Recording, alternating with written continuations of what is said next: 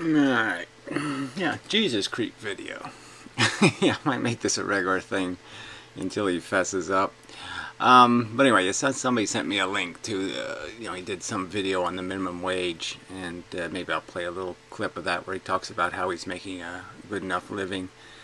But the thing that was funny in watching the video is he makes these car videos, and he constantly is taking his hands off the steering wheel. I mean, he drives with one hand, lazy hand to boot.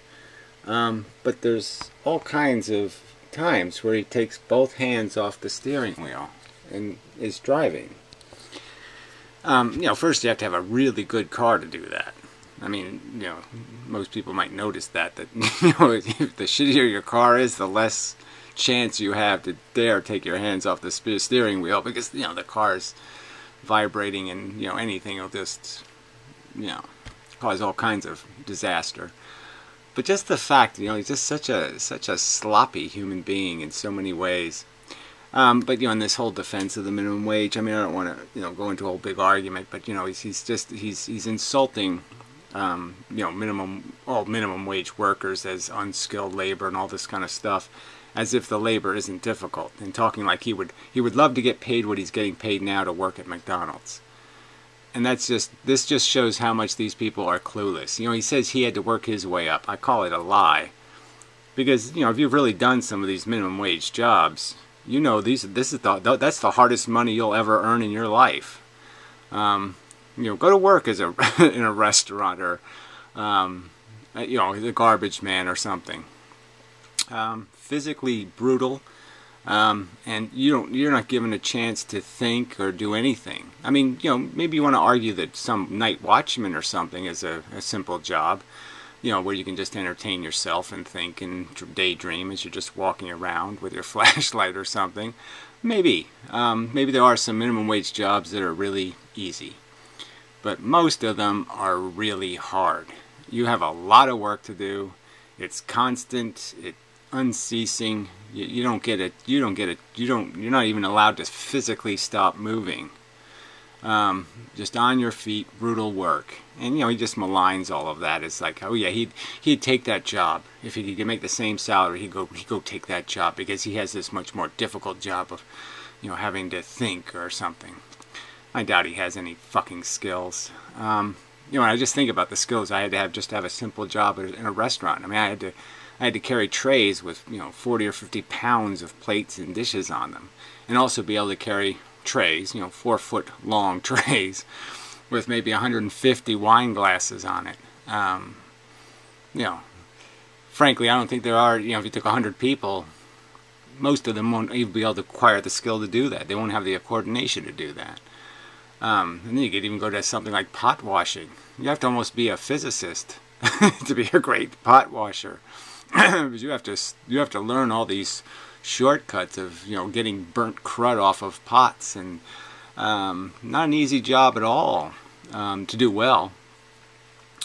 Peeling potatoes, tough work. I'm telling you, I've done it.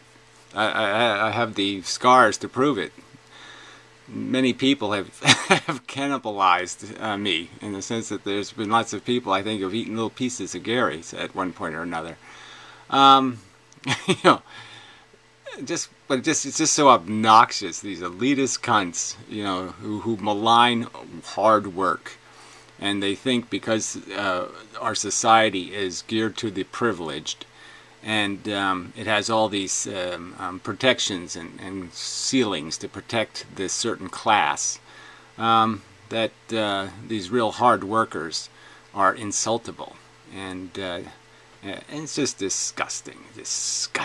And I'm glad that the economy is getting so bad that they're getting replaced every day. Every day, cunts like Jesus Freak, these people in cushy lives, are being replaced, by automation. I mean, management is, that's what's getting cut out more, I think, in a higher percentage in some respects, because, the computers can do, a lot of that kind of work about making decisions that the management used to make, and so you need less and less of them to manage more and more people. I guess that's what I'm saying.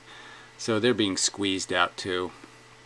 And eventually they're all going to be squozed right out of the game also. And the only people who are going to be in those positions are people who inherit it, so to speak, and who are of privilege, and they get slid into those little cushy jobs. And that's the world we're going to live in. And the cunts like Jesus Freak, we see what end he presumes himself to be on, and which one he deserves to be on. And you know, he's not on Jesus' side, that's for certain. So he is just a, you know, he's a Jesus creep. That's what he is. Creep for Jesus. But anyway, just a disgusting human being. But anyway, the privilege that he lives in and the comfort he lives in is obvious. I mean, this is obviously an expensive SUV that he's driving. Very expensive. He's got lots of toys, lots of things to play with. And yet he solicited money for his own daughter health care. And everybody thought that was okay, thinks that's okay. That the rich should pretend to be poor to steal money. And that's all he did. And then he talks about, like I said, he talks about how poor people shouldn't get a couple of dollar raise in their salary. You know, because it's just too much to ask from the rich. They have to give up too much of their profit. But he doesn't even understand how the system works. He actually thinks that stockholders have something to do with the way businesses are run, and they really don't. The money is made when you issue the stock. So if a company issues stock, you know, makes ownership of a company public, they already got the money.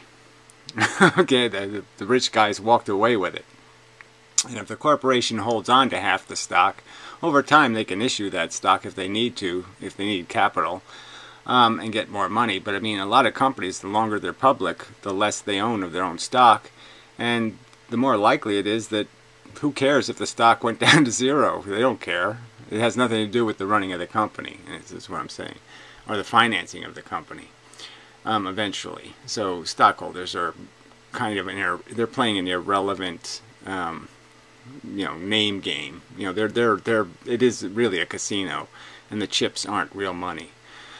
But anyway, Jesus Freak is an asshole and an idiot and a cunt, and the fact that Fake Sagan, you know, he might call Jesus Freak a buddy of his, you know. He solicits its advice, which I think is really funny. You know, Fake Sagan is now thinking of molesting some new woman. You know, I say molest because I think that's all he's capable of. And you know, a new woman at church. He wants to go molest the church woman, and he's all torn about what he should do. You know, because he actually has a girlfriend that he's basically going to fuck over, and you know, she's been useful, but you know, no real passion there. She's just somebody to, you know, wipe his dick on, and it's just, you know, but he's going to go ask Jesus Freak for advice, the fucking homosexual. Yeah, good idea. Oh, just hilarious. Just so much to creep. The whole thing is just so fucking creepy. And the fact that I seem to be the only person that can really fully splendor at the creepiness and just sit there and say, wow, this guy is so fucking creepy, and it's amazing that nobody else can fully enjoy this fundamentally, this huge level of creepiness. You know, I mean, you're missing out. I'm saying this is a great creep movie, you know, horror film or whatever you want to call it. It's like a little charming B movie here called The Jesus Creep Show. This guy is really a character, really a preposterous pile of stupid motherfucking cunt. An incredible pile of stupid lying motherfucking cunt. I mean, just a disgusting weasel of a cunt, of a lying piece of shit. Amazing. A manipulative turd of shit. Anyway, boy, it just makes you really, you know, if you make Jesus Freak the poster child, you know, for the cunts who are screwing you, you know, the capitalist sycophants, ooh, you know, it just becomes so easy to say, yes, let's run over the rich. Because this is their mentality. Users, abusers, maligners, little stinky cunts. Ew. Weasel. Anyway, so enough said. Just a Jesus Freak is a creepy motherfucker video. Yeah. Ooh, I forgot to play the clip. Yeah, well, so let's play this a little bit. Out of a minimum wage job and to make a decent living. I know a lot of people that have done the exact same Well, it stopped. thing. He stopped at this moment, but while he's driving, while the car is moving, he does this too. Without having to rely on college and other schooling and such. It can be done. In this day and age, it can be done. But instead, you have people that push this lazy. They don't want to work for it.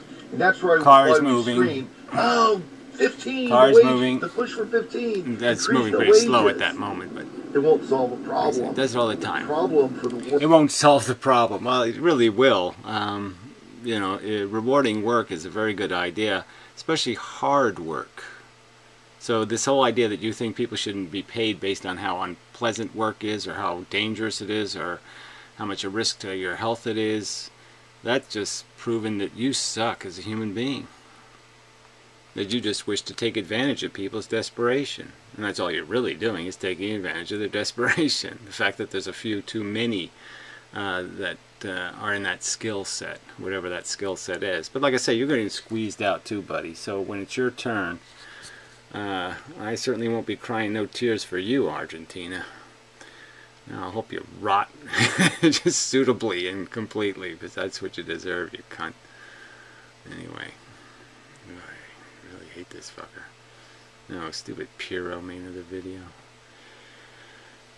Piro politics. Oh, gross. Identity politics deemed harmful. I don't even know what that means, so I'm not even going to bother with that one. Yuck. Anyway, until next time. Such.